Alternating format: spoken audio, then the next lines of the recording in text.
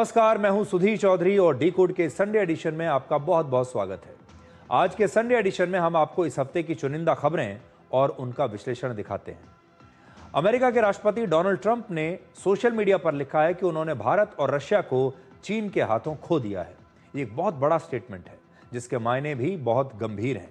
इसका मतलब ये है कि उन्होंने मान लिया है कि अब भारत उनका साथ छोड़कर चीन के साथ मिल गया है। लेकिन आज बड़ा सवाल ये भी है कि आखिर इसका जिम्मेदार कौन है। पिछले कुछ हफ्तों में ट्रंप ने भारत पर 50% टैरिफ लगाकर कई बार भारत का अपमान करने की कोशिश की है, इसलिए यह तो होना ही था।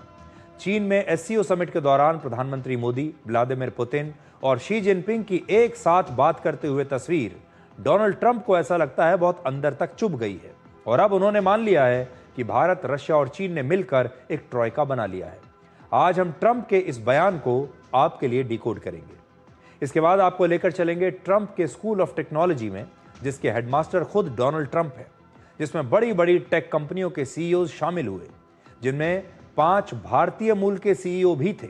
इनमें गूगल के सीईओ सुंदर पिचाई और माइक्रोसॉफ्ट के सीईओ सत्या नडेला भी शामिल है। इस मीटिंग में ट्रंप की तारीफ करने की होड़ लगी हुई थी और भारतीय मूल के सीईओज ने एक बार भी भारत पर लगे टैरिफ का मुद्दा नहीं उठाया। जब दुनिया की किसी बड़ी मल्टीनेशनल कंपनी का सीईओ कोई भारतीय बनता है तो हमारे देश के लोग जश्न मनाते हैं, लेकिन जब भारत के लिए आवाज उठाने की बात आती है तो भारत के ये पुत्र अक्सर हमें निराश कर देते हैं। और आखिर में आपको बताएंगे कि जीएसटी की दरों में कमी के बाद आपको सस्ता सामान कब और कैसे मिलेगा, और अगर आपको उचित कीमत पर यह सामान नहीं मिलता है, सस्ता सामान नहीं मिल रहा है, तब आपको क्या करना है। आप भी डिकोड की जागो ग्राहक जागो मुहिम का हिस्सा बनकर जीएसटी कटौती का पूरा फायदा उठा सकते हैं। लेकिन सबसे पहले हम आपको एक तस्वीर दिखाना चाहते हैं जिसमें आपको भारत, रशिया और चीन का ट्रॉयका दिखाई दे रहा है।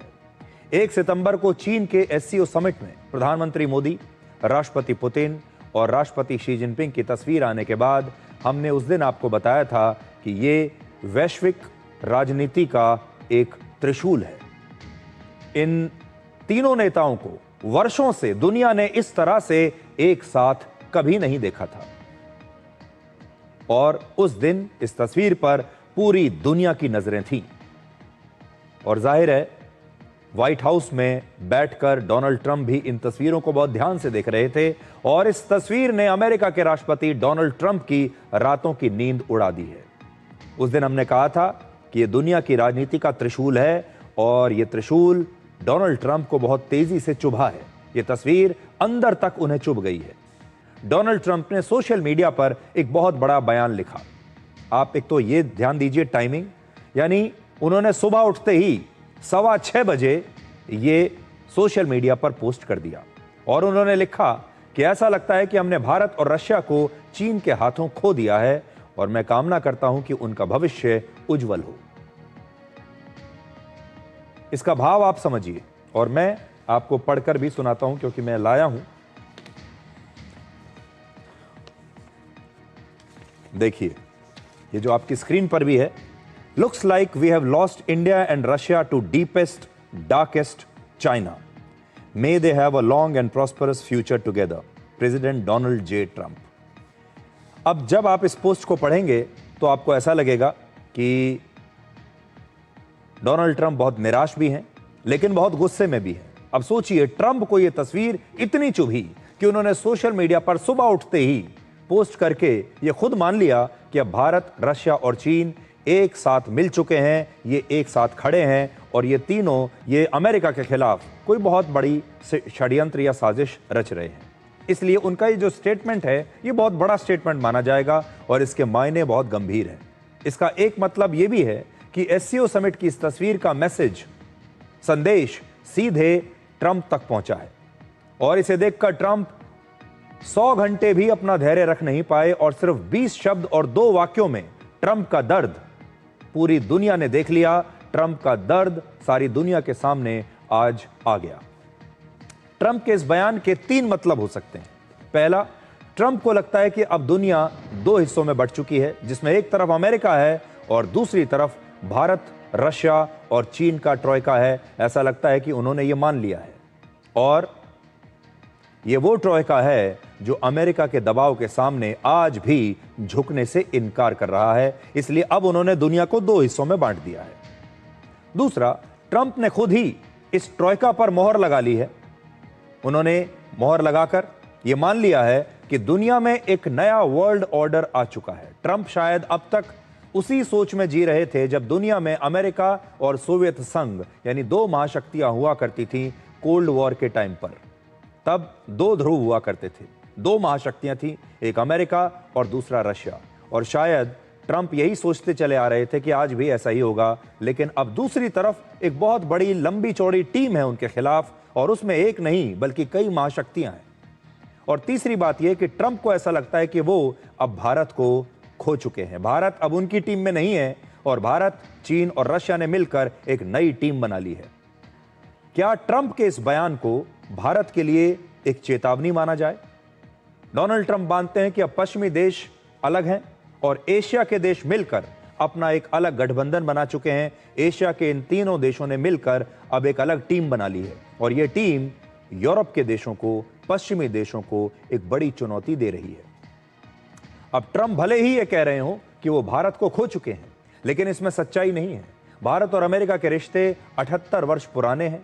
ये संबंध ट्रंप के आने से पहले भी थे और वर्ष 2029 में जब ट्रंप का कार्यकाल समाप्त हो जाएगा उसके बाद भी ये रिश्ते जारी रहेंगे। अब शायद ये जरूर हो सकता है कि ट्रंप के जाने के बाद ये रिश्ते वापस वैसे ही हों जैसे पहले हुआ करते थे। लेकिन अगर पीछे आप जाएंगे तो अमेरिका भारत का दोस्त कभी भी नहीं था। जब पाकिस्तान से हमारा युद्ध हुआ था उस समय भी अमेरिका हमारे साथ नहीं था जब बांग्लादेश का जन्म हुआ था। लेकिन जब से प्रधानमंत्री मोदी आए उसके बाद से अमेरिका के साथ हमारे रिश्ते लगातार बेहतर होते चले गए, सुधरते चले गए। Donald Trump shaking hands, warm hug, symbolizing the great Indo-American friendship. And ready to reset relations with India at this point? I always will. I'll always be friends with Modi. He's great. Prime Minister, he's great. I'll always be friends, but I just don't like what he's doing at this particular moment. But India and the United States have a special relationship. There's nothing to worry about. We just have moments on occasion.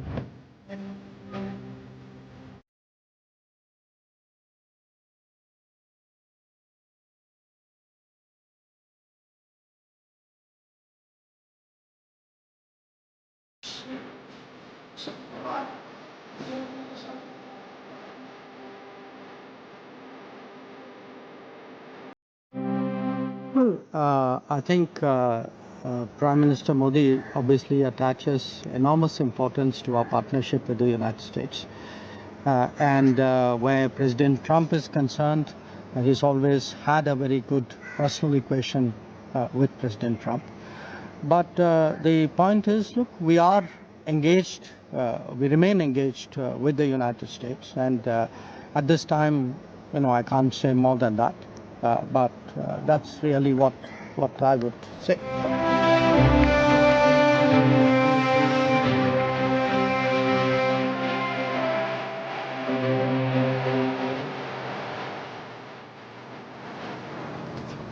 तीन सितंबर को चीन की victory day parade में राष्ट्रपति Xi Jinping के साथ दुनिया के 26 देशों के नेता मौजूद थे, जिसमें प्रधानमंत्री मोदी का शामिल न होना यह स्पष्ट संकेत था कि भारत अपनी स्वतंत्र विदेश नीति पर चलता रहेगा।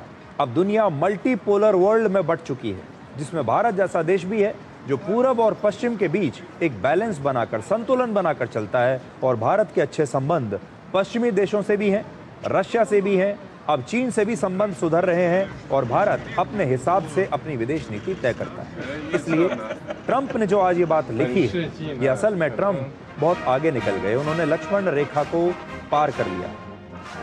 भारत आज भी चीन की टीम में नहीं है। भारत सबके साथ अच्छे संबंध बनाकर चलता है।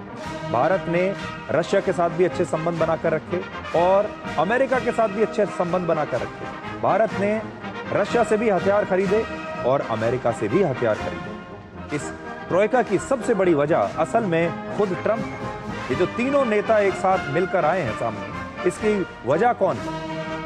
इसकी वजह है खुद डोनाल्ड ट्रंप, क्योंकि ये तीनों ही देश इस समय डोनाल्ड ट्रंप के निशाने पर हैं। उन्होंने 50% टैरिफ लगाकर भारत को अमेरिका से खुद ही दूर कर दिया। बार बार पाकिस्तान के साथ सीज फायर की बात करके भारत को अपने से दूर कर दिया, जबकि अमेरिका में लगातार आज भी ये बातें कही जा रही हैं कि भारत के साथ ट्रंप का व्यवहार सही नहीं है और ट्रंप अपने एक बहुत ही पुराने मित्र को, एक पक्के दोस्त को, एक एलाई को खो रहे हैं। तो क्या अब ट्रंप इस सच्चाई को स्वीकार कर रहे हैं कि उनकी वजह से ही भारत उनसे दूर हुआ है? अब जब ट्रंप की बात चली रही है तो आपको ट्रंप के स्कूल ऑफ टेक्नोलॉजी में लेकर चलते हैं। ये एक ऐसा स्कूल है जिसके हेडमास्टर खुद डोनाल्ड ट्रंप हैं। आपको याद होगा कुछ दिन पहले उन्होंने यूरोपीय देशों के राष्ट्राध्यक्षों के साथ भी ऐसी ही मीटिंग की थी, जो मीटिंग में ऐसा लगा जैसे कोई स्कूल का क्लासरूम है जिसके हेडमास्टर ट्रंप हैं, और इस बार भी ऐसा ही हुआ। आप तस्वीरों में देख पाएंगे कि अमेरिका के राष्ट्रपति डोनाल्ड ट्रंप ने दुनिया की बड़ी बड़ी अमेरिकी टेक्नोलॉजी कंपनियों के सीईओज के लिए व्हाइट हाउस में एक डिनर का आयोजन किया। इन सारे सीईओज को डिनर पर बुलाया। इनमें 24 से ज्यादा बड़ी बड़ी कंपनियों के सीईओ शामिल थे, जिनसे ट्रंप बार बार यही पूछते रहे कि वो इस स्कूल की कितनी फीस देने के लिए तैयार है। अब आप कहेंगे कि ये स्कूल कौन सा है जिसकी फीस डोनाल्ड ट्रंप इनसे मांग रहे हैं? असल में वो इन सारे सीईओ से ये कह रहे हैं कि ये सारी कंपनियां अमेरिका में कितना पैसा निवेश करेंगी। ये पूछ रहे हैं डोनाल्ड ट्रंप इन्हें खाने पर बुलाकर कि आप बताइए अमेरिका में आप कितना पैसा लगाएंगे। और ये सभी लोग ट्रंप के सामने किसी क्लासरूम में बैठे छात्रों की तरह दिख रहे हैं। इन्होंने पूरी गंभीरता से ट्रंप की बातें सुनी, उनकी हाँ में हाँ मिलाई और कुछ बोलने का मौका मिलते ही सबसे पहले ट्रंप की जमकर तारीफ की। ऐसा लगा जैसे ट्रंप की तारीफ करने का वहां पर कंपटीशन चल रहा है। हर सीईओ एक से बढ़कर एक ट्रंप की तारीफ में लगा हुआ है। यह डिनर से ज्यादा किसी स्कूल की क्लास लग रही थी और इसे आप ट्रंप स्कूल ऑफ टेक्नोलॉजी भी कह सकते हैं। तो सबसे पहले आप सुनिए कि ट्रंप ने मेटा के सीईओ और फेसबुक के संस्थापक मार्क जकरबर्ग के साथ क्या डील की है, क्या बातचीत हुई। How much are you spending, would you say, over the next few years? Oh gosh. I mean, I think it's probably going to be something like, I don't know, at least $600 billion through 28 in the U.S. Yeah. It's a lot. No, it's significant. That's a lot. Thank you, Mark. It's great to have you. Thank you. Great to have you. तो देखिए Trump की class चल रही है, सामने कैमरे लगे हुए हैं, जो कुछ भी बातचीत हो रही है कैमरों में रिकॉर्ड हो रही है, पूरी दुनिया इनके वीडियोस देख रही है, सुन रही है कि ट्रंप उनसे क्या पूछ रहे हैं। और ट्रंप एक ही सवाल कर रहे हैं, अमेरिका में कितना पैसा लगाओगे? और हर कंपनी का सीईओ या हर कंपनी का प्रमुख उनके सामने पहले उनकी तारीफ करता है और फिर बताता है कि हम अमेरिका में इतना पैसा लगाएंगे। कुछ दिन पहले ही हमने आपको दिखाया था कि व्हाइट हाउस कैसे ट्रंप स्कूल ऑफ डिप्लोमेसी बन गया था, जहां हेडमास्टर खुद डोनाल्ड ट्रंप थे और यूरोपीय नेताओं को वो डिप्लोमेसी का पाठ उस दिन पढ़ा रहे थे। ये सारे वो लोग हैं जो यूरोप के अलग अलग देशों के प्रधानमंत्री हैं और राष्ट्रपति हैं, और इनके सामने भी ट्रंप ऐसे ही बैठे थे एक हेडमास्टर की तरह। और 4 सितंबर को व्हाइट हाउस में ट्रंप स्कूल ऑफ टेक्नोलॉजी की क्लास शुरू हो गई, जिसमें ये सारे जो सीईओज हैं बड़ी बड़ी कंपनियों के, इनमें 5 सीईओ ऐसे थे जो भारतीय मूल के थे। तो अब ये खबर एक नया टर्न ले रही है, एक नया मोड़ ले रही है, क्योंकि 5 लोग ऐसे थे जो भारतीय मूल के थे। कौन थे?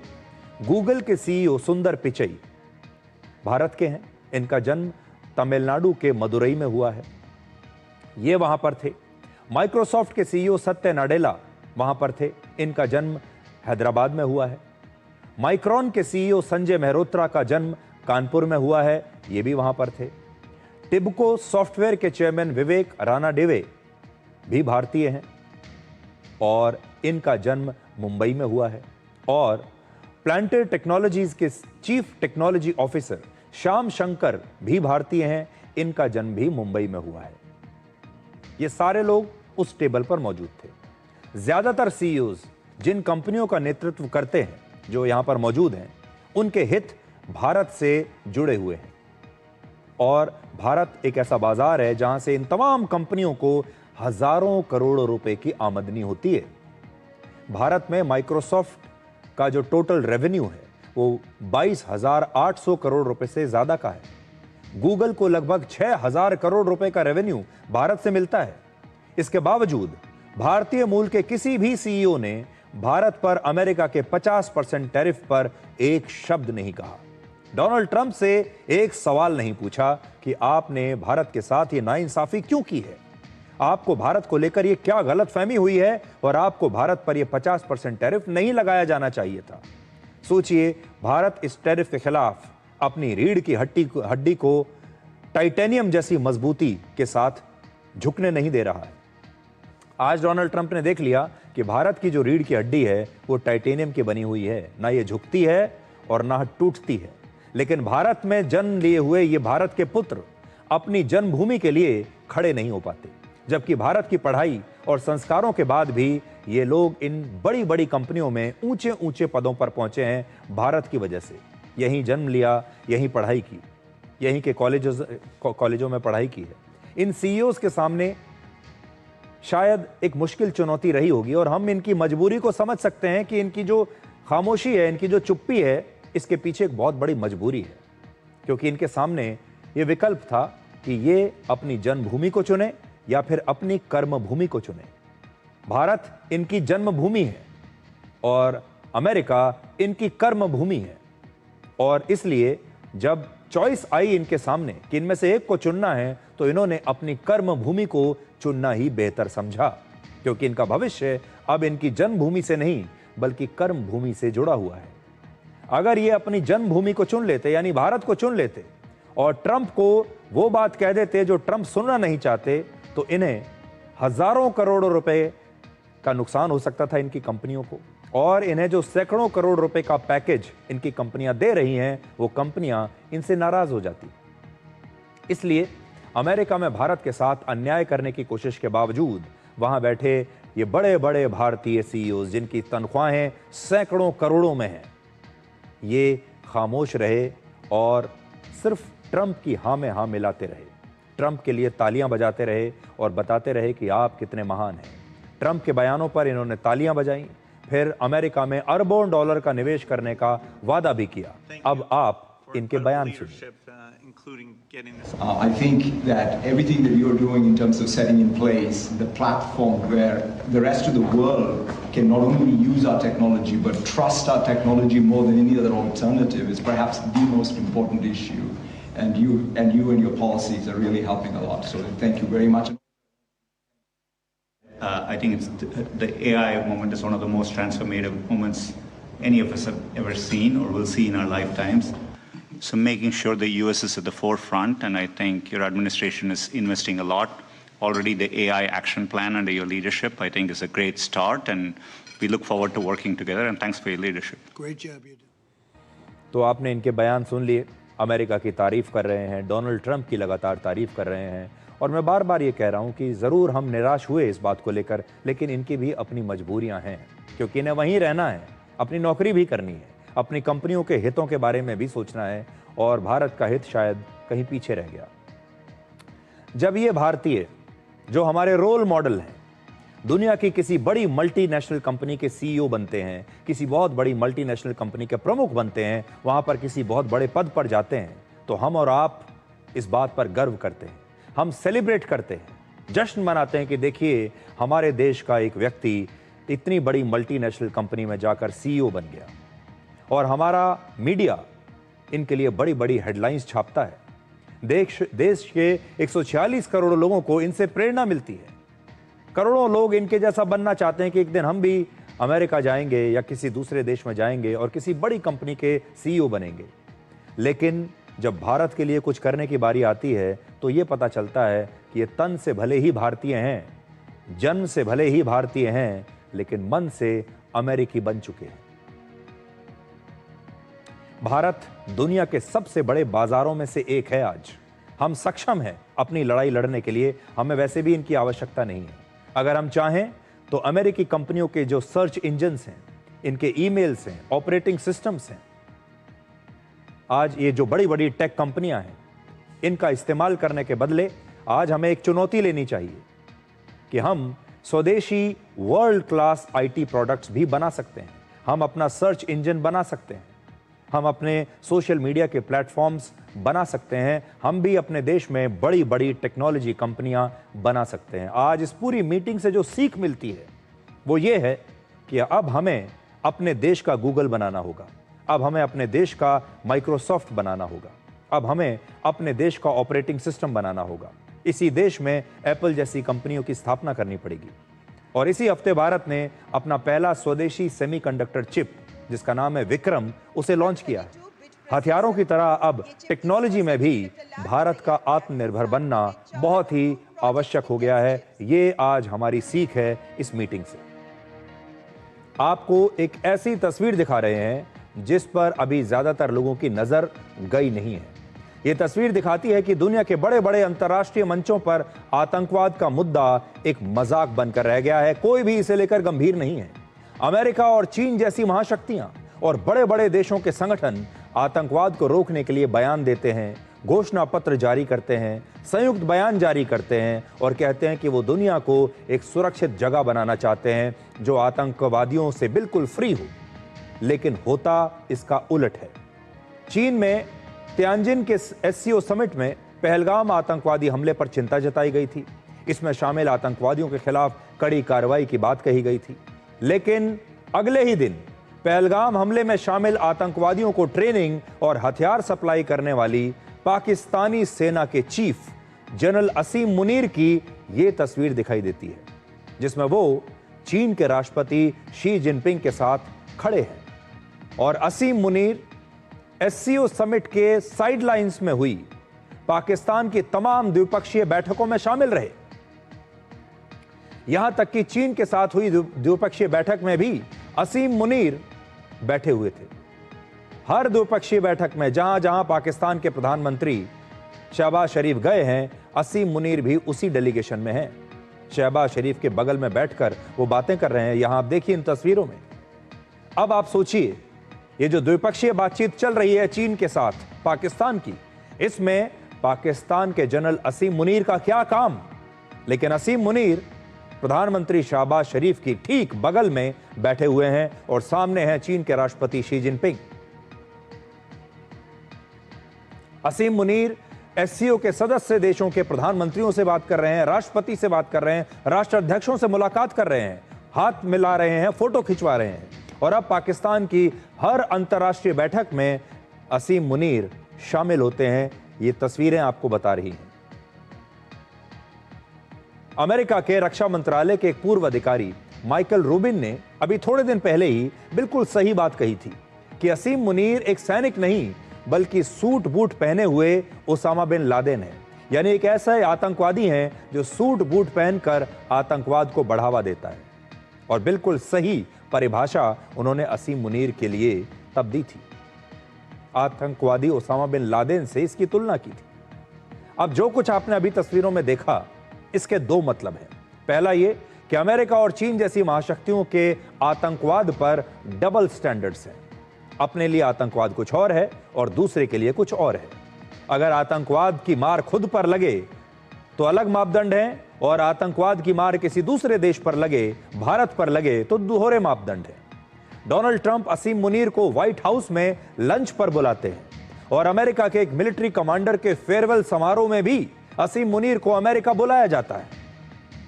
और अब असीम मुनीर चीन के राष्ट्रपति शी जिनपिंग से मिल रहे हैं। तो चाहे चीन हो या अमेरिका हो, असीम मुनीर हर जगह है। अमेरिका के राष्ट्रपति के साथ भी वो लंच खा रहे हैं और चीन के राष्ट्रपति के साथ भी बैठकर आमने सामने बैठकर बातचीत कर रहे हैं।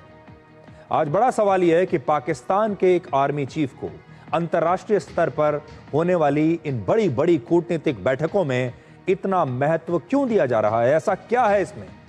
चीन और अमेरिका के राष्ट्रपति असीम मुनीर से सीधे क्यों मिलना चाहते हैं?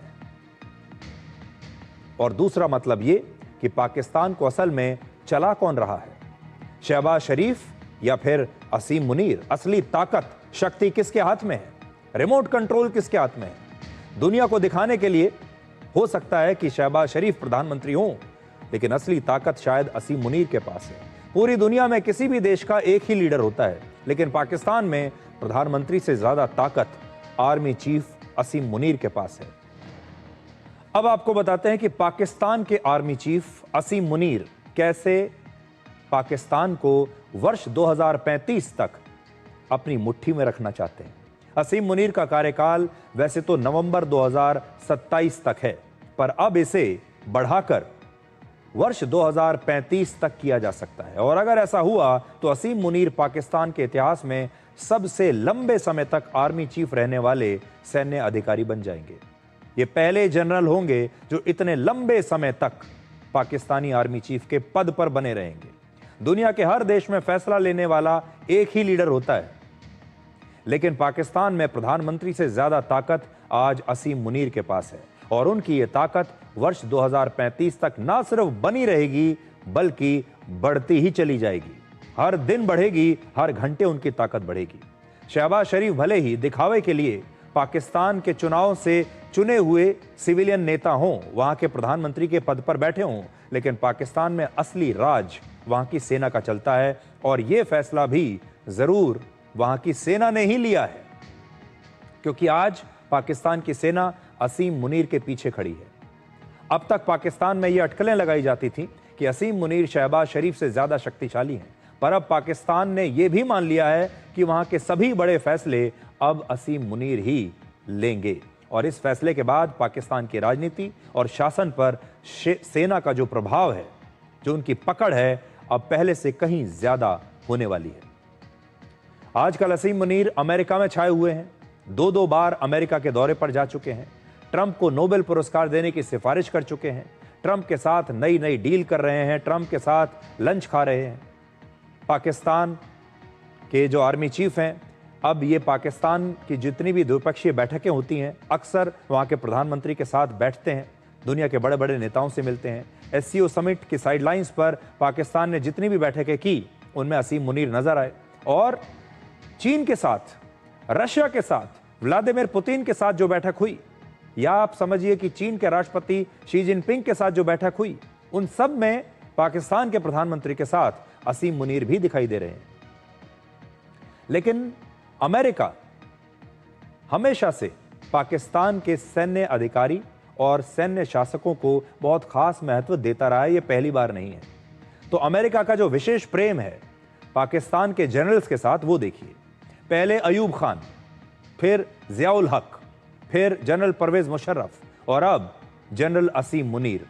ये अमेरिका की इसी रणनीति का हिस्सा है। अमेरिका हमेशा से पाकिस्तान के आर्मी चीफ के साथ बड़े दोस्ताना संबंध रखता है, हमेशा उनके साथ एक अलग तरह का रिश्ता बनाकर रखता है, क्योंकि अमेरिका इनके जरिए पाकिस्तान में अपने प्लान को आसानी से इंप्लीमेंट करना चाहता है, क्योंकि पाकिस्तान के ये आर्मी चीफ पाकिस्तान की जनता के चुने हुए प्रतिनिधि नहीं होते, इसलिए इनकी वफादारी जनता के साथ नहीं है, इनकी वफादारी अमेरिका के साथ होती है। ये अमेरिका के वफादार बन जाते हैं और ये ट्रंप जैसे लीडर्स को बहुत सूट करता है, उन्हें बहुत पसंद आता है।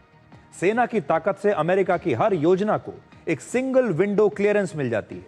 अमेरिका अगर असीम मुनीर को अपना दोस्त बना लेता है, डोनाल्ड ट्रंप अगर एक बार उन्हें अपना लंच व्हाइट हाउस में करा देते हैं, तो यह सुनिश्चित हो जाता है कि अब अमेरिका पाकिस्तान में जैसा चाहे वैसा कर सकता है।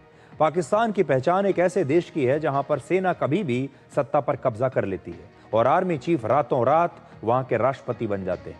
पहले भी कई बार ऐसा हो चुका है और ऐसा कहा जाता है कि पाकिस्तान में सत्ता पर सेना का कब्जा करने की रणनीति 12,000 किलोमीटर दूर अमेरिका में बनती है, यानी रिमोट कंट्रोल अमेरिका के पास है। आपको याद होगा इमरान खान जब हटे थे सत्ता से, वहाँ भी उन्होंने यही बात कही थी कि मुझे हटाने के पीछे अमेरिका का हाथ है। पाकिस्तान में लगभग आधे समय तक सैन्य शासन रहा है, यानी वहाँ की सेना का शासन रहा है। वर्ष 1958 से लेकर 1969 तक अयूब खान पाकिस्तान के सैन्य शासक रहे। उस समय दुनिया में शीत युद्ध चल रहा था, अमेरिका और सोवियत संघ एक दूसरे के दुश्मन थे।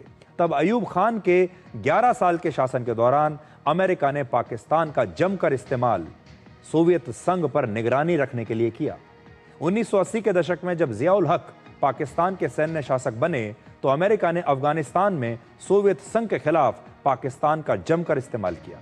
अमेरिका में 9/11 के हमले के बाद अमेरिका ने परवेज मुशर्रफ को वॉर ऑन टेरर के लिए अपने साथ अपनी टीम में मिला लिया, अपना पार्टनर बना लिया।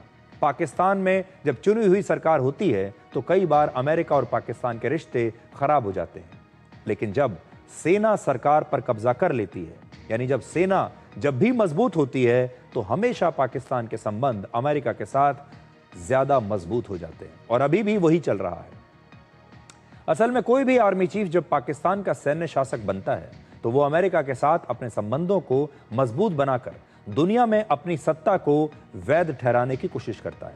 इसके बदले में अमेरिका उससे पूरी कीमत वसूलता है, और आज का दौर असीम मुनीर और ट्रंप की दोस्ती का दौर है। असीम मुनीर आज पाकिस्तान के सबसे ताकतवर व्यक्ति हैं और पाकिस्तान के पूर्व प्रधानमंत्री इमरान खान जेल में है।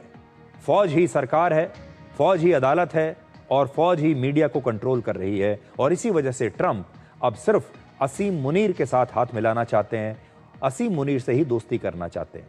जिस तरह से ट्रंप पाकिस्तान में बहुत सारी डील्स कर रहे हैं, उससे लगता है कि जल्द ही पाकिस्तान में एक बार फिर से सैन्य शासन स्थापित हो सकता है। फिल्मों में अक्सर आप एक डायलॉग सुनते हैं कि बड़े से बड़ा अपराधी कोई ना कोई निशान जरूर छोड़कर जाता है, फिर उस निशान के जरिए अपराधी को पकड़ लिया जाता है। लेकिन क्या आपको पता है कि दुनिया के राष्ट्रपति और सर्वोच्च नेता भी किसी मीटिंग के बाद अपने निशानों को पीछे छोड़कर नहीं जाना चाहते और अपने निशानों को मिटा देते हैं, और ऐसा इन बड़े बड़े नेताओं की सुरक्षा के लिए किया जाता है। अब आप उत्तर कोरिया के supreme leader Kim Jong Un का ये वीडियो देखिए। इस वीडियो को दुनिया भर में लोग देख रहे हैं। ये वीडियो चीन की राजधानी बीजिंग का है, जिसमें किम जोंग उन के बॉडीगार्ड्स उस कुर्सी और टेबल को साफ कर रहे हैं जहां पर थोड़ी देर पहले किम जोंग उन बैठे हुए थे। इसी कुर्सी पर बैठकर किम जोंग उन ने रशिया के राष्ट्रपति व्लादिमीर पुतिन के साथ मुलाकात की थी, और जैसे ही वो यहां से गए इस बैठक के बाद, किम जोंग के फिंगरप्रिंट्स और उनके दूसरे निशान इस चेयर से और उस टेबल से मिटाए जा रहे हैं। किम जोंग उन ने जिस ग्लास से पानी पिया था उसे भी उनके सुरक्षाकर्मी अपने साथ ले गए, उस ग्लास को भी उन्होंने वहां छोड़ा नहीं। 15 अगस्त को रशिया के राष्ट्रपति व्लादिमीर पुतिन और अमेरिका के राष्ट्रपति डोनाल्ड ट्रंप के बीच अमेरिका में अलास्का में एक बहुत बड़ी मुलाकात हुई थी, और उस समय पुतिन के साथ उनकी एक टीम गई थी जिसने पुतिन के शरीर से जुड़े जो भी वहां पर निशान थे उन्हें सब निशानों को उन्होंने मिटा दिया था, और यह सब कुछ उनकी सुरक्षा के लिए किया जाता है। फिंगरप्रिंट्स का इस्तेमाल फोन, लैपटॉप और सुरक्षा से जुड़ी जगहों पर एंट्री के लिए किया जाता है। फिंगरप्रिंट से किसी देश की सीक्रेट फाइल्स या डॉक्यूमेंट्स तक पहुंचा जा सकता है। किसी भी देश के नेता का हेल्थ, उसका जो स्वास्थ्य है, उनके जो शरीर के बारे में जो सारी डिटेल्स हैं, इन्हें टॉप सीक्रेट माना जाता है। अगर किसी नेता के स्वास्थ्य की, उसके शरीर की पूरी जानकारी किसी दुश्मन देश को मिल जाए तो फिर वो देश उनकी कमजोरी का फायदा उठा सकते हैं। बड़ी बड़ी विदेशी एजेंसियां हेल्थ रिपोर्ट्स को लीक करके किसी भी देश में ये छवि बना सकते हैं कि उस देश के नेता बहुत कमजोर हैं या बहुत बुरी तरीके से बीमार हैं, और उनकी जो सेहत है उसे लेकर बहुत प्रकार के दुष्प्रचार चलते रहते हैं। अभी आपने देखा होगा आजकल अमेरिका में एक बहुत बड़ी खबर उड़ी हुई है कि वहां के राष्ट्रपति डोनाल्ड ट्रंप बहुत बीमार हैं और उनकी सेहत जो है वो बहुत खराब हो चुकी है। यहाँ तक कि लोग इस बारे में भी बात करने लगे हैं कि उनके बाद अगला राष्ट्रपति कौन होगा, क्योंकि उन्हें ऐसा लगता है कि डोनाल्ड ट्रंप ज़्यादा दिन तक नहीं जिएंगे, उनकी तबीयत इतनी खराब हो चुकी है। हालांकि डोनाल्ड ट्रंप इसका स्पष्टीकरण दे चुके हैं, बार बार कहते हैं कि मैं बिल्कुल ठीक हूं और ये फेक न्यूज़ मेरे बारे में चल रही है, लेकिन उनकी सेहत को लेकर एक ज़बरदस्त अटकलें इस समय वहाँ चल रही हैं कि वो बहुत बीमार हैं। जिस तरह इंसान की उंगलियों के निशान अलग अलग होते हैं, उसी तरह हर इंसान का डीएनए बिल्कुल अलग होता है। डीएनए जांच से किसी भी व्यक्ति के बारे में सारी जानकारी मिल सकती है, और डीएनए को किसी इंसान का आप ब्लूप्रिंट भी कह सकते हैं। किम जोंग उन जब कुर्सी पर बैठे तो उस कुर्सी पर उनके स्किन सेल्स, उनके बाल या उनके शरीर के अन्य कण छूट गए होंगे, जिनसे उनके डीएनए का पूरा उसकी जो जानकारी है वो पता लगाई जा सकती है। इसी तरह से जिस ग्लास में उन्होंने पानी पिया, वो कुर्सी या वो टेबल जिसका उन्होंने इस्तेमाल किया, उस पर किम जोंग उन के फिंगरप्रिंट्स जरूर रह गए होंगे, इसलिए उन सारी फिंगरप्रिंट्स को साफ किया गया। राष्ट्रपति पुतिन के सुरक्षाकर्मी भी जब वो विदेश जाते हैं तो हर बार उनकी किसी भी मीटिंग के बाद इसी प्रकार की साफ सफाई करते हैं पूरे रूम की। सुरक्षा के लिए ये तमाम बड़े बड़े नेता जब भी दूसरे देश जाते हैं तो अपने साथ जरूरत का हर सामान लेकर जाते हैं। इनकी सुरक्षा के लिए इनके यूरिन और यहां तक कि इनके ह्यूमन वेस्ट को भी उनकी टीम अपने साथ वापस अपने देश लेकर आती है। विदेशी दौरे के दौरान इन नेताओं के साथ इस काम के लिए एक पूरी की पूरी एक अलग टीम चलती है। तो अब वक्त हो गया एक छोटे से ब्रेक का, और ब्रेक के बाद खबरों को डिकोड करने का यह सिलसिला ऐसे ही जारी रहेगा।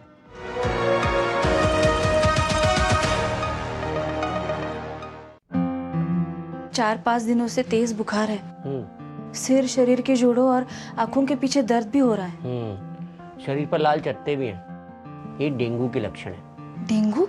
डरिए मत, डेंगू एक साधारण वायरल बुखार है। उपयुक्त इलाज व तरल पदार्थ लेने पर घर पर ही ठीक हो जाता है। बहुत कम मामलों में बुखार के उतरने के बाद भी रक्तस्राव या बीपी कम होने पर अस्पताल में भर्ती होने की जरूरत होती है। डेंगू के लक्षण देखते ही डॉक्टर से मिलें, खून की जांच करवाएं और डेंगू से बचें।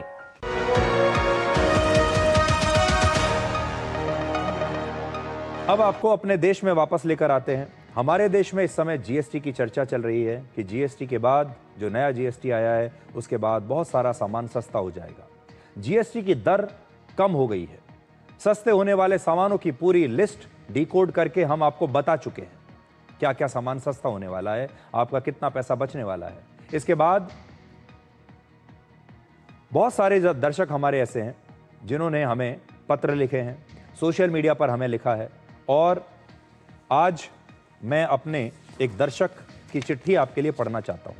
ये सभी जो दर्शक हैं उनकी एक ही इच्छा है कि जीएसटी घटने का फायदा आम लोगों को मिलना चाहिए, और उन्होंने जितनी भी चिट्ठियां हमें लिखी हैं उन्होंने लिखा है कि हो सकता है कि कंपनियां दाम बढ़ाकर या किसी और तरीके से जीएसटी में हुई कटौती का लाभ खुद अपनी जेब में रख लें और जो आम जनता है उस तक इसका लाभ पहुंचने से रोक लें। और वो ये चाहते हैं हमारे दर्शक कि इसका इंतजाम करना चाहिए। तो देखिए, मैं एक चिट्ठी पढ़ रहा हूं हमारे एक दर्शक की। हमारे दर्शक हैं जिनका नाम है हरि कृष्ण अनेजा। स्क्रीन पर अभी इनकी चिट्ठी, इनका मेल आपके साथ था, और ये हनुमानगढ़ राजस्थान से इन्होंने हमें लिखा है, और मैं उम्मीद करता हूं कि हमें सुन रहे होंगे। वो लिखते हैं कि सुधीर जी, आपका टीवी शो लगातार हम देखते हैं, आपका योगदान सराहनीय है। एक मुद्दा जो कि सरकार ने आम आदमी के हित में जीएसटी स्लैब्स को घटाकर लिया है, वो फायदा असल में हर नागरिक को मिले, इसके लिए जो रेट आज है उससे वो प्रोडक्ट सस्ता होना चाहिए।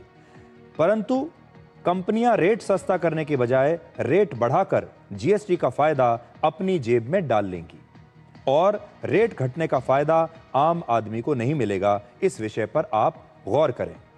सरकार ने अपना जो नुकसान जीएसटी घटाकर किया है वो कंपनियों की जेब में ना जाए, इसका फायदा सभी को मिले, ऐसा हम चाहते हैं। देखिए, ये उन्होंने हमें लिखा है। तो हमें खुशी होती है जब हमारे दर्शक हमें लिखते हैं और अपनी कोई डिमांड हमारे सामने रखते हैं, कहते हैं कि आप हमारा मुद्दा उठाइए। तो आज हम उन तमाम दर्शकों के लिए ये विषय उठा रहे हैं, और इसीलिए आज हम ये डिकोड करेंगे कि आपको जीएसटी घटने का फायदा कैसे मिलेगा और सरकार की क्या तैयारी है कि ये सुनिश्चित किया जाए कि ये सारा पैसा आपकी जेब में जाए। जीएसटी को गुड्स एंड सर्विसेज टैक्स कहते हैं, इसीलिए इसका नाम है जीएसटी, लेकिन आज हम फिर से इसे गुड एंड सिंपल टैक्स का नाम देंगे। ये गुड एंड सिंपल टैक्स भी हो सकता है। गुड इसलिए क्योंकि 200 से ज्यादा सामान सस्ते हो गए हैं, सिंपल इसलिए क्योंकि अब सिर्फ 2 स्लैब हैं, 5% और 18%, और 40% टैक्स का एक स्पेशल स्लैब बनाया गया है। लेकिन आपकी अंडरस्टैंडिंग के लिए, समझ के लिए बता देते हैं, ये 2 स्लैब अभी तक है, 5% और 18%। लेकिन 3 सबसे महत्वपूर्ण सवाल हैं। पहला, आपको कब से यह सस्ता सामान मिलना शुरू हो जाएगा? दूसरा, क्या कंपनियां दाम घटाएंगी या फिर दाम घटाने की बजाय कोई बहाना बना देंगी?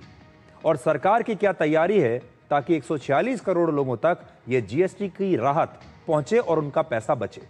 और जीएसटी में कमी का फायदा पाने के लिए आपको क्या करना होगा कि आपको पूरा फायदा मिले? तो देखिए, नया टैक्स स्लैब 22 सितंबर यानी नवरात्र के पहले दिन से लागू हो जाएगा। यह डेट याद रख लीजिए, 22 सितंबर। नवरात्र के पहले दिन जब मां दुर्गा घर आएंगी तो आपके लिए अपने साथ समृद्धि भी लेकर आएंगी। बहुत सारे सामान ऐसे हैं जो 22 या 23 सितंबर से सस्ते मिलने शुरू हो जाएंगे। खास तौर पर ऐसे सामान जिनकी शेल्फ लाइफ कम होती है और जिनका इस्तेमाल 2-3 दिनों में ही करना होता है, जैसे खाने पीने का जो सामान होता है, जैसे पनीर हो गया या जो पैकेज्ड मिल्क होता है वो, या इस प्रकार का जितना भी जो सामान है जो लगातार 2 या 3 दिन में नया आता रहता है, उनके दाम 22 या 23 सितंबर से सस्ते हो सकते हैं। 22 सितंबर के बाद जैसे जैसे किसी भी सामान का नया स्टॉक बाजार में आएगा, उसकी कीमत घटती जाएगी। सामानों की कीमत कम करने की जिम्मेदारी, सबसे पहली जिम्मेदारी है उन कंपनियों की जो इसे बनाती हैं। हमारे देश में अक्सर ऐसा होता है कि सरकार कीमत घटा देती है, लेकिन इसका फायदा लोगों को तब भी नहीं मिलता। जैसे आरबीआई यानी रिजर्व बैंक ऑफ इंडिया बार बार ब्याज दरों में कटौती करता है ताकि होम लोन या कार लोन सस्ते हो जाएं, आपकी ईएमआई कम हो जाए। लेकिन अक्सर बैंकों पर आरोप लगता रहता है कि वो इसका फायदा ग्राहकों तक नहीं पहुंचाते। इस बार सरकार 22 सितंबर के बाद बिकने वाले सामानों पर कड़ी नजर रखेगी। सरकार जांच करेगी कि दाम वाकई में बाजार में घटे हैं या नहीं। इसके लिए पुरानी रेट लिस्ट और नई रेट लिस्ट की तुलना सरकार कर सकती है। वित्त मंत्रालय दूसरे मंत्रालयों के साथ मिलकर इस पर काम कर रहा है। बीजेपी ने अपने सभी सांसदों और विधायकों को निर्देश दिया है कि वो अपने संसदीय और विधानसभा क्षेत्रों में जाकर देखें कि जनता को अब सस्ता सामान मिल रहा है या नहीं, सामान वाकई सस्ता हुआ भी है या नहीं हुआ। और देखिए, कोई भी सांसद या चुना हुआ प्रतिनिधि, उसकी पहली जिम्मेदारी है कि वो अपने क्षेत्र में जाकर देखे कि लोगों को फायदा पहुंचा या नहीं। जीएसटी घटने का फायदा पाने के लिए आपको भी जागरूक होना होगा। आज हम आपको कुछ तरीके बताते हैं जिनसे आप भी जीएसटी घटने का फायदा उठा सकते हैं। 22 सितंबर के बाद जब भी कोई सामान आप खरीदें तो उसकी पैकिंग पर, उसके पैकेट पर उसकी मैन्युफैक्चरिंग डेट जरूर देखें कि यह कब बनी है। अगर मैन्युफैक्चरिंग डेट पर 22 सितंबर या उसके बाद की तारीख है तो इसका मतलब है कि वो सामान नया है और अब वो सामान सस्ता होना चाहिए। तुरंत उसकी कीमत चेक करें कि क्या वाकई में कीमत कम हुई भी है या नहीं। पहले डेट चेक करें और फिर कीमत चेक करें। आप दुकानदार से ये पूछ सकते हैं कि इस सामान का पहले क्या दाम था और अब नया दाम क्या है, जरूर पूछिए। साबुन, शैम्पू और बिस्किट जैसे जो पैकेज प्रोडक्ट्स हैं, उनकी मैन्युफैक्चरिंग जब 22 सितंबर से होगी तब उनके दाम घटेंगे। लेकिन जिस सामान को खरीदने पर बिल बनेगा और बिल पर जब जीएसटी लगेगा तो उसमें 22 सितंबर से ही छूट मिलनी शुरू हो जाएगी। एसी और टीवी जैसे कंज्यूमर ड्यूरेबल सामान खरीदने पर आपको 22 सितंबर से ही छूट मिलनी शुरू हो जाएगी, क्योंकि ऐसे सामान का जब बिल बनता है तो उस पर जीएसटी लगता है। ऑनलाइन शॉपिंग में भी बिल पर जीएसटी और मैन्युफैक्चरिंग डेट को जरूर ध्यान से देखें। कार और बाइक खरीदने से पहले 3 बातें जरूर पूछें। इस गाड़ी या बाइक का इंजन कितने सीसी का है, इसकी मैन्युफैक्चरिंग डेट क्या है, यानी ये कार या बाइक कब बनी है, और बिल पर जीएसटी कितना लग रहा है। 22 तारीख से प्रतिदिन अधिकतम 7,500 रुपए तक किराया लेने वाले होटल्स में अगर आप रुकते हैं तो आपको जीएसटी में छूट उसी दिन से मिलनी शुरू हो जाएगी। आप बिल में यह जरूर देखें कि ये होटल वाला जो व्यक्ति है ये जीएसटी कितना वसूल रहा है, 5% है या नहीं। ऐसे होटल्स के कमरों पर जीएसटी अब 12% से घटकर 5% हो चुका है। इसलिए जब भी आप होटल में पेमेंट दें, जहां आप रुके हैं, तो जरूर देखें कि उसमें जीएसटी सही से वसूला गया हो। हमारे देश की जीडीपी में लगभग 61% योगदान आम लोगों की खपत का होता है। हमारे देश में ग्राहक को भगवान कहा जाता है, लेकिन कई बार ग्राहकों के साथ धोखाधड़ी भी होती है। इसलिए आज से ही आपको जागरूक होना है। 22 सितंबर से जब भी आप कोई भी सामान खरीदने के लिए बाजार जाएं तो ये सवाल जरूर पूछें कि ये सामान नए जीएसटी के बाद कितना सस्ता हुआ है और इस पर कितना जीएसटी लगा है। ये जरूर आप रट लीजिए इस सवाल को। आज हमारे देश में जीएसटी सुधार से एक त्योहार जैसा माहौल है। देश के 146 करोड़ लोग खुश हैं क्योंकि सबको फायदा हो रहा है। लेकिन कांग्रेस जीएसटी के जरिए बिहार के लोगों का अपमान कर रही है। प्रधानमंत्री मोदी का विरोध करते करते कांग्रेस ने अब सरकार के हर फैसले की आलोचना करने की आदत बना ली है और अब वो जीएसटी की भी आलोचना कर रही है। ऐसा लगता है कि कांग्रेस पार्टी बिहार और बिहार के लोगों के अपमान का कोई मौका गंवाना नहीं चाहती। और आज उन्होंने अपना तीसरा सेल्फ गोल किया है। अब आप देखिए, सरकार ने बीड़ी पर जीएसटी बढ़ा दिया है और बीड़ी पर जीएसटी घटने के फैसले पर, माफ कीजिएगा, उन्होंने घटा दिया है। देखिए, सिगरेट एंड सिगार पर पहले 28 था, अब 40% कर दिया है, लेकिन बीड़ी 28% से अब 18% पर आ गई है। और आप जानते हैं बहुत सारे हमारे देश में आज भी गरीब लोग हैं जो बीड़ी पीते हैं, इसलिए बीड़ी पर जो टैक्स है वो कम कर दिया गया है। और टैक्स कम करने के फैसले पर केरल कांग्रेस ने सोशल मीडिया पर एक पोस्ट लिखा। उसमें उन्होंने लिखा, बीड़ी और बिहार दोनों बी से शुरू होते हैं, अब इन्हें पाप नहीं माना जा सकता। यानी कांग्रेस बिहार के लोगों की तुलना बीड़ी से कर रही है। कांग्रेस के लिए बिहार और बीड़ी दोनों एक जैसे हैं और कांग्रेस दोनों को पाप मानती है। बीजेपी का आरोप है कि बिहार को लेकर कांग्रेस की असली सोच इस पोस्ट से सामने आ गई। जब इस पर बहुत विवाद हुआ तो केरल कांग्रेस ने इस पोस्ट को डिलीट करके माफी मांग ली। कांग्रेस की सहयोगी पार्टी आरजेडी के नेता तेजस्वी यादव ने भी इस पोस्ट की आलोचना की है। और इससे पहले राहुल गांधी ने बिहार में तमिलनाडु के मुख्यमंत्री एमके स्टालिन और तेलंगाना के मुख्यमंत्री रेवंत रेड्डी जैसे नेताओं के साथ चुनाव प्रचार किया था, जो अक्सर बिहार और बिहार के लोगों का मजाक उड़ाते रहे हैं, उनका अपमान करते रहे हैं। ये उनका सेल्फ गोल था।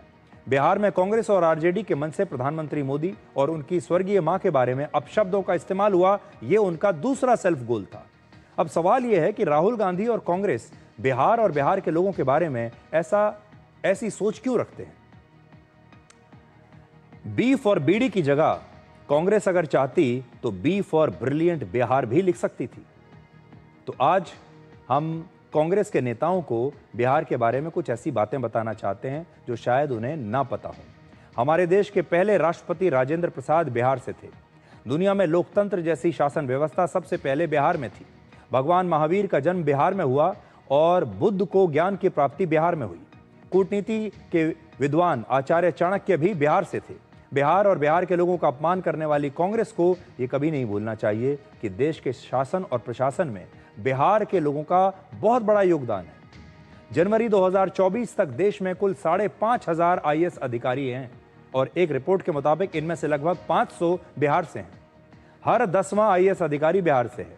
उत्तर प्रदेश के बाद सबसे ज्यादा आईएएस अधिकारी बिहार से हैं। तो कांग्रेस को ये सारी बातें बिहार के बारे में नजर नहीं आ रही और आज भी कांग्रेस बिहार की तुलना बीड़ी से करना चाहती है। अब एक छोटा सा ब्रेक और लेते हैं और इस ब्रेक के बाद हम कुछ और खबरों को आपके लिए डिकोड करेंगे।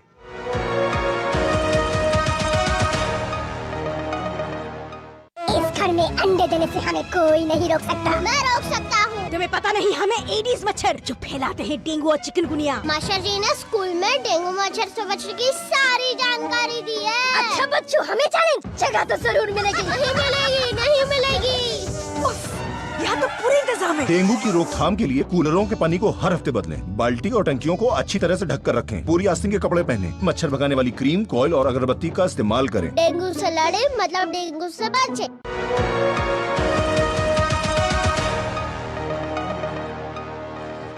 अब एक और खबर आपको दिखाते हैं। सुप्रीम कोर्ट ने बाढ़ पर खुद ही संज्ञान लेते हुए एक बहुत सख्त टिप्पणी की है।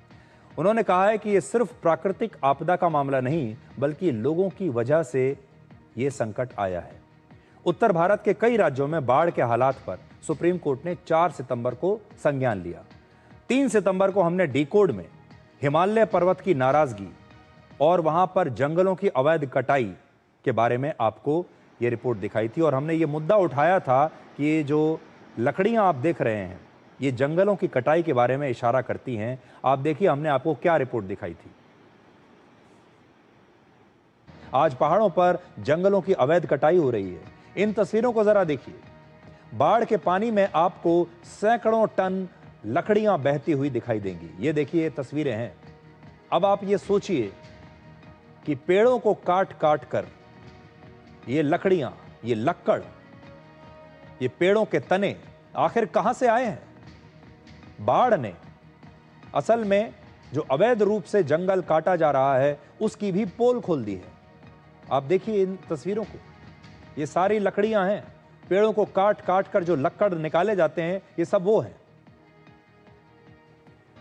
अब देखिए, सुप्रीम कोर्ट ने भी कह दिया है कि मीडिया रिपोर्ट्स में हिमाचल प्रदेश में बाढ़ के दौरान बड़ी संख्या में लकड़ी बहते हुए दिख रही हैं। इससे साफ पता चलता है कि जंगलों को अवैध रूप से बहुत तेजी से काटा जा रहा है, वरना ये सारी लकड़ियां कहां से आई? बाढ़ के पानी में बहती है लकड़ियां देखकर ऐसा लगता है जैसे जंगल के जंगल काट दिए गए हैं। तस्वीरों में आप देख सकते हैं। और इस मामले में सुप्रीम कोर्ट ने केंद्र सरकार और एनडीएमए से 2 हफ्ते में जवाब मांगा है। तो आप ये तस्वीरें देखिए, और हमें बड़ी खुशी होती है जब कोई मुद्दा हम उठाते हैं और उसके बाद हमारे देश की अदालतें या हमारे देश की सरकारें उस मुद्दे का संज्ञान लेती हैं। तो आज डिकोड में इतना ही। अब आपसे हमारी अगली मुलाकात होगी कल, यानी सोमवार रात 9 बजे। तब तक आप खुश रहिए, सुरक्षित रहिए, स्वस्थ रहिए। नमस्कार।